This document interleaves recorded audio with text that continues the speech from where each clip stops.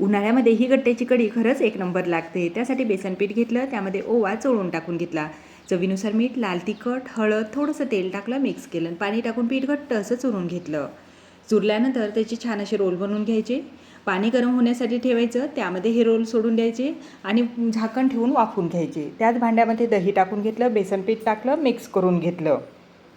तोपर्यंत गट्टूही छान असे वाफून तयार आहेत. ते काढून घ्यायचं आणि जे पाणी आहे की नाही ते त्या बॅटरमध्ये टाकायचं आहे. छान असं मिक्स करून घ्यायचं. गट्टू थंड झाल्यानंतर हवे त्या आकाराने कट करून घ्यायचे. कढईमध्ये तेल टाकून घेतलं, जिरं मोहरी कडकडल्यानंतर ठेचा टाकायचा, त्यामध्ये छान असा परतून घ्यायचा. कढीपत्ता टाकलं, थोडीशी हळद टाकली, छान असं परतून घेतलं. त्यानंतर तयार बॅटर त्यामध्ये टाकून घ्यायचं, चवीनुसार मीठ टाकायचं आणि गट्टू टाकून घ्यायचे. आता याला छान असे 5 ते 7 मिनटं जशी कढी शिजवतो ना तशाच पद्धतीने शिजवून घ्यायचं. वरून अद्रक खिसून टाकलेलं आहे.